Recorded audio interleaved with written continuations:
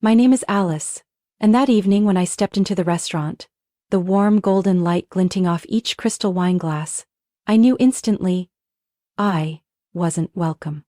The rehearsal dinner for my sister-in-law Clarissa's wedding was held at an upscale Italian restaurant overlooking the Hudson River. Everything was perfectly arranged, from the ivory peony bouquets on the tables to the soft piano music in the background. Except for one detail. There was no seat for me. I stood in the middle of the reception hall feeling invisible.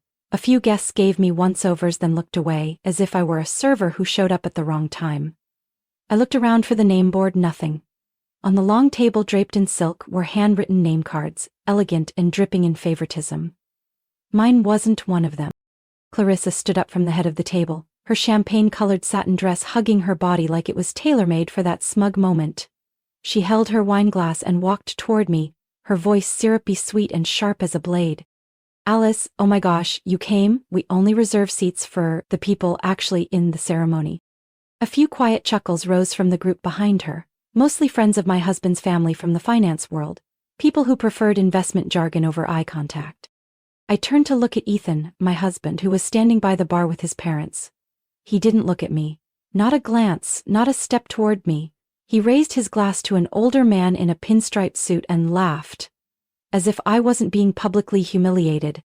Do you want me to repeat the invitation? Clarissa went on, tilting her head slightly. I'm sure you understand this is a family-only gathering. I felt my spine stiffen, my heart thudded with a cold rhythm. I'd put up with Clarissa for 3 years, the side eyes, the fake compliments laced with hidden insults, but this time she did it in front of both families.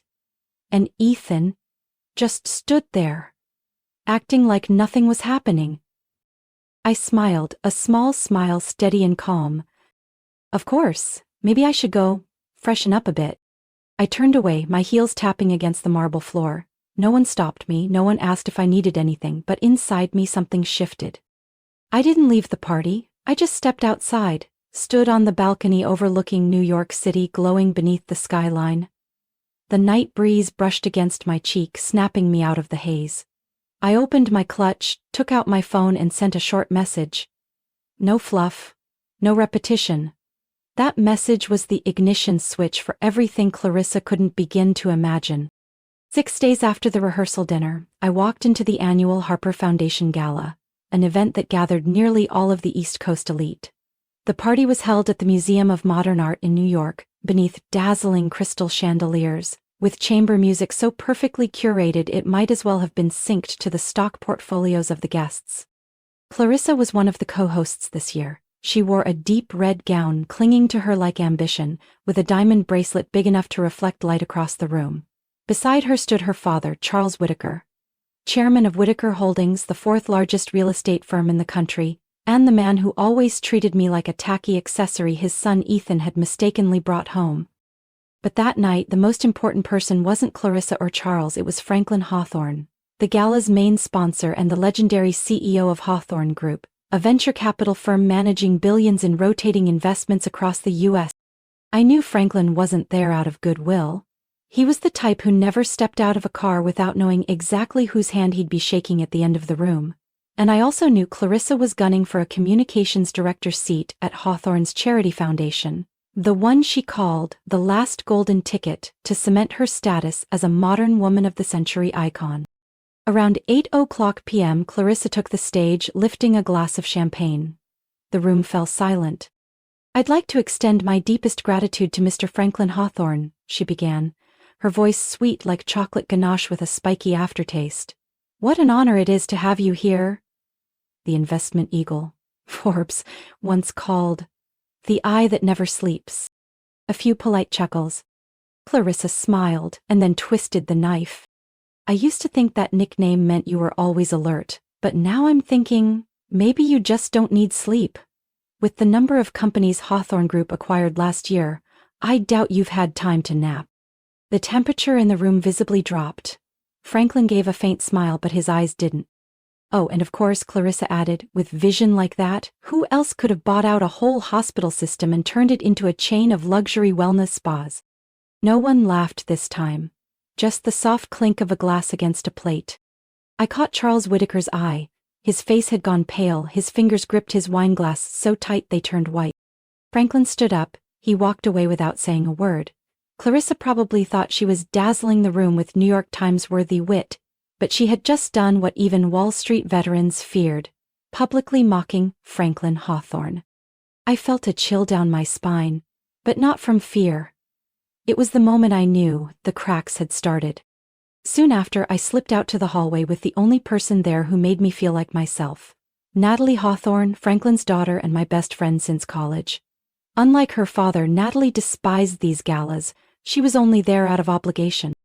"She seriously thinks that scored her points?" Natalie whispered, dry sarcasm in her tone. I stayed silent. "My dad's never going to forget this," she added. "He's been looking for a reason to cut ties with the Whitakers for months. Clarissa just handed him one." I looked at her. "You sure?" Natalie nodded. "He called legal the second he left the room. Trust me, that wedding, no honeymoon. They'll be spending their break plugging stock leaks." I glanced back inside. Clarissa was still smiling, smug like she'd just won a bidding war. She had no idea that toast was the first shot in a war. And this time, I wasn't just the one taking hits. I was ready. I used to think I'd never become the kind of person who plotted revenge. I believed in karma and standing back and letting the world balance itself. But 3 years as a Whitaker daughter-in-law taught me this. The world doesn't balance itself. The best manipulators are the ones who write the rules and break them behind your back. After the gala, while Clarissa basked in press praise, I sat alone in my small office on the 34th floor, the only place in our home untouched by my mother-in-law. On the screen was the financial structure map of Whitaker Holdings, which I had quietly compiled over the past year. Tangled links between subsidiaries, stock-back loans, and risky exclusivity deals. All tied to capital from the Hawthorne Group. Clarissa thought next week's wedding rehearsal was about gowns, scented candles, and cocktail menus. For me, it was about timing. I pulled out my phone, my hand trembling slightly, not from fear, but from knowing this call would change everything. "This is Alice Whitaker, Ethan's wife," I said as Franklin Hawthorne's deep voice came through on the other end. "I hope I'm not calling too late." "It's never too late when something interesting's involved, Miss Alice," he replied, clearly surprised. "What can I do for you?" I took a deep breath. "I know you're considering pulling your investment from Whitaker Holdings." Silence. "I'm not calling to stop that," I continued. "I'm calling to ask, if I gave you a compelling reason to accelerate the process, would you be willing to act right before Clarissa's rehearsal dinner?" On the other end, Franklin let out a low, dry laugh, completely devoid of humor. "I always knew you were smarter than you let on, but I didn't expect you to be this strategic." "I don't need recognition," I replied, voice steady. "I need you to act at the right moment." There was a long pause, then he said, "I'll call my legal team. And you should know, if this goes forward, there's no taking it back." "I'm not looking to take it back," I said.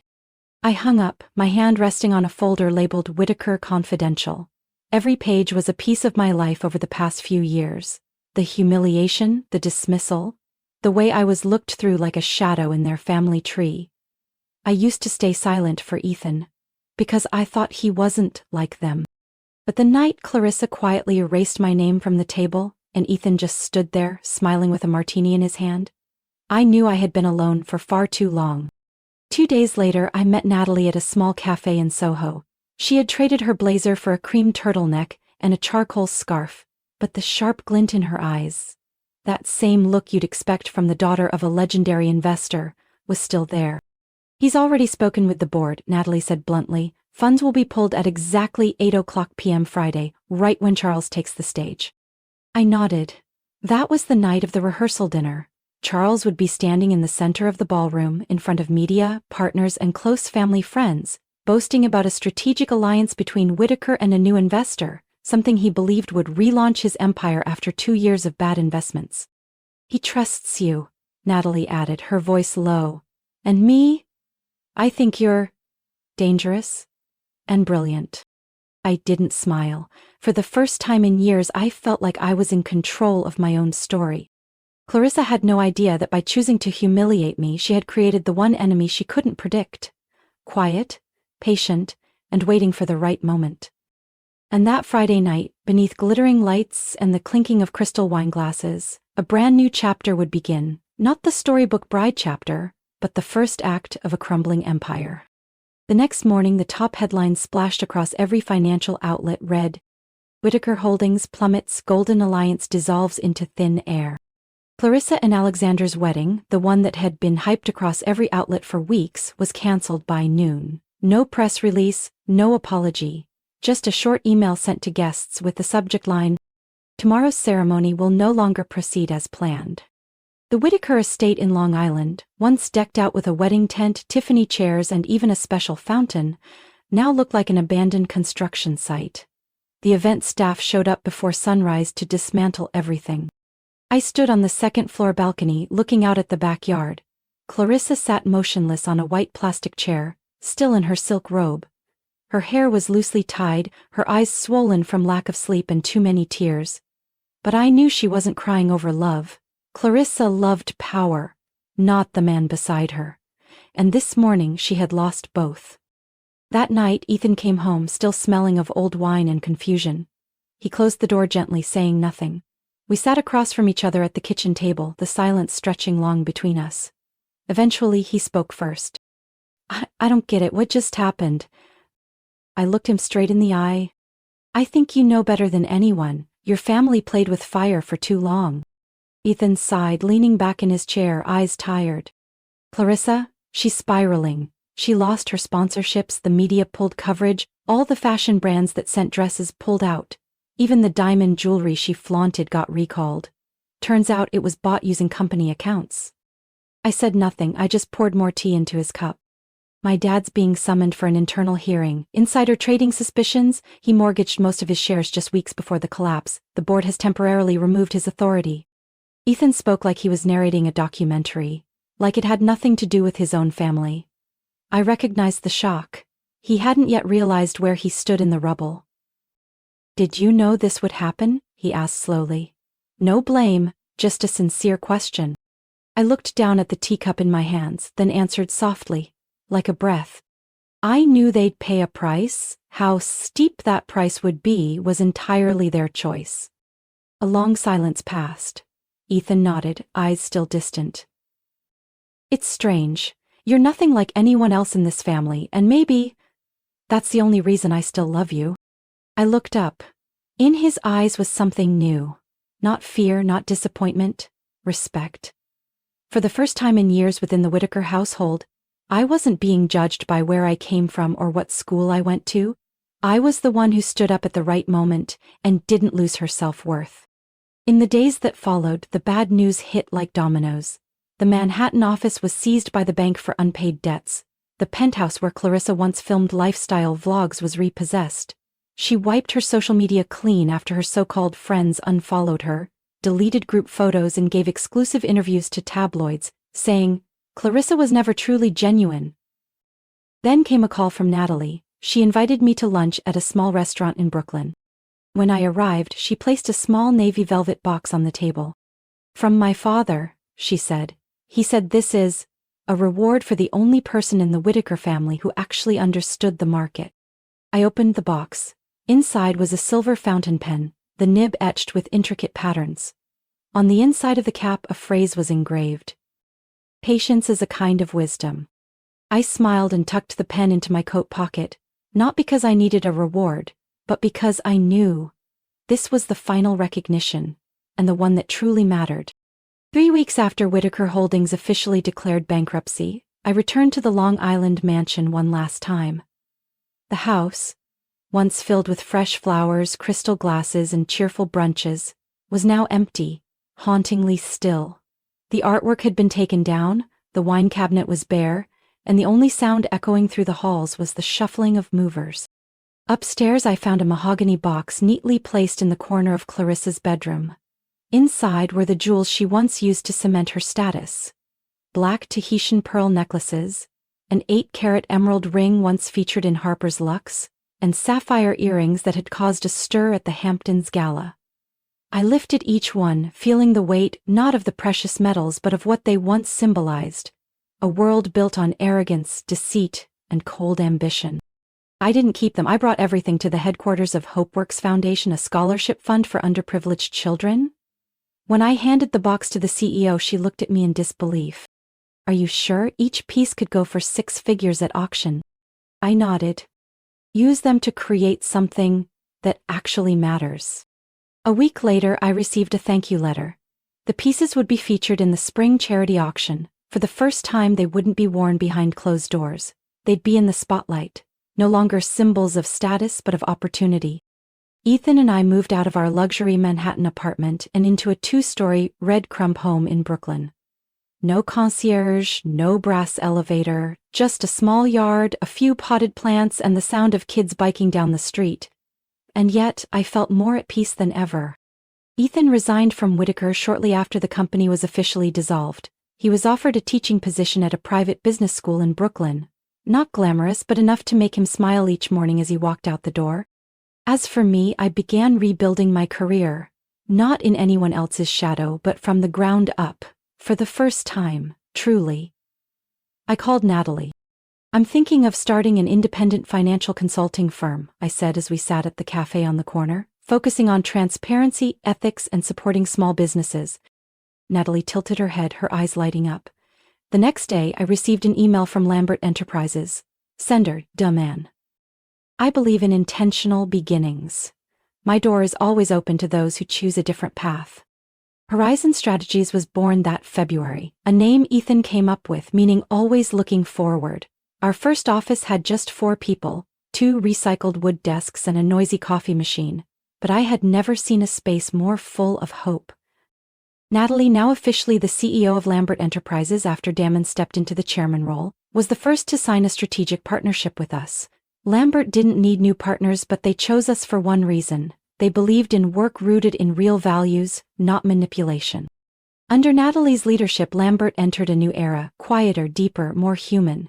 Meanwhile, Horizon began earning trust from family businesses, tech startups, and nonprofit organizations, those long ignored by the financial world dominated by names like Whitaker. One day, I asked Natalie, "Do you think we're doing the right thing, not playing the games the old world thrives on?" She just smiled. "Alice, sometimes changing the world starts with refusing to follow it." That night, I sat on our tiny second-floor balcony, watching the streetlights flicker below, a cup of tea in hand. Ethan came up behind me and draped a thick knit cardigan over my shoulders. "You've got that meeting with the micro-investment group tomorrow, right?" I nodded. "They manufacture toys for kids on the autism spectrum. No one will lend to them, but I think they deserve a shot." Ethan smiled. "If anyone understands how to give people a chance at the right moment, it's you." A breeze rustled through the trees. I looked up at the dark sky. No stars, but completely peaceful. 3 months after Horizon Strategies officially launched, I received an unexpected call from an international number. When I picked up, I heard Charles Whitaker's voice. Lower, raspier, and surprisingly stripped of arrogance. "Alice, thank you for picking up. I'm not calling to ask for anything. I just wanted to say, I was wrong." I said nothing, not out of anger, but surprise. This was the man who once looked at me like I was the only stain on his family's perfect portrait. "I'm living with my brother in Vermont," he continued, "doing freelance consulting, writing strategic reports for a few startups. They don't know I once ran a billion-dollar company. They just see an old man who listens." His voice hesitated for a moment, then continued. "I thought I taught Clarissa everything she needed, but I never taught her how to lose. And then she lost, the hard way. Now, she's starting over." I had heard about Clarissa. After being cut off by her friends and abandoning her social media, she was sent to a finishing school in Lausanne, Switzerland, a place that trained heiresses in poise and silence. Not everyone would understand, but I did. For Clarissa, it was a psychological sentence. Charles sighed. "I don't expect forgiveness. But if someday you think I'm worth it, let me know." The call ended in silence, but for me it was a quiet closure. No resentment, no debts to settle. Just a man learning how to step down from his throne on his own feet. That spring, Zoe sent a wedding invitation to Ethan and me. The ceremony took place in a small garden at the Museum of Modern Art, the place where they first met during a charity fundraiser. No ball gown, no drone cameras, just an intimate gathering of close friends under blooming cherry blossoms. Zoe wore a simple white silk dress, holding hands with James, a literature professor at NYU she had once sat next to at a cultural symposium. No prenups, no investors in sight. Just honest, gentle glances between two people who never expected to find each other in a city this loud. Ethan and I sat in the second row next to DeMann, now retired from the spotlight but still sharp-eyed as ever. As Zoe reached the end of the aisle, I heard him whisper, "For the first time in my life, I'm investing in something that doesn't need a return." Ethan held my hand under the table. Without saying a word, I knew exactly what he was thinking. We had weathered the storm. Not to return to what was, but to discover a version of us that was new. One with no shadow of Clarissa, no pressure from the Whitaker name, just us. When the party ended, Zoe pulled me aside into a corner of the garden. "I still have the letter you sent last year. The one where you said you wanted to change how the world treats those seen as not good enough. You did it, Alice." I chuckled softly.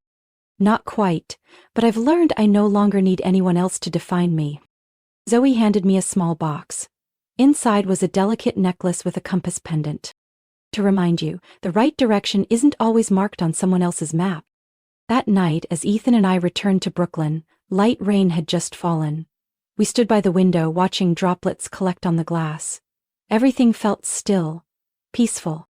Ethan placed a hand on my back.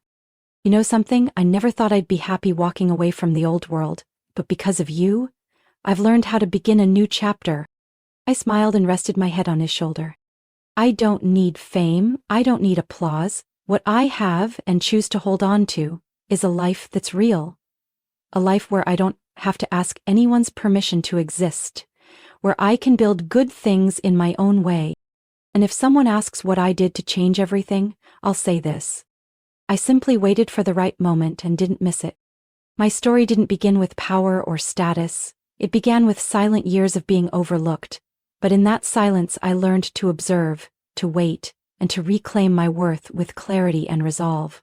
Today I live a life not defined by the name on a gate, but by the values I create each day. Justice was served, not with noise, but with the quiet strength of someone who knows she no longer has anything to prove. What do you think of Alice's choices and the transformation of those who once looked down on her? Share your thoughts below, and don't forget to follow the channel for more emotional, unexpected, and inspiring family stories.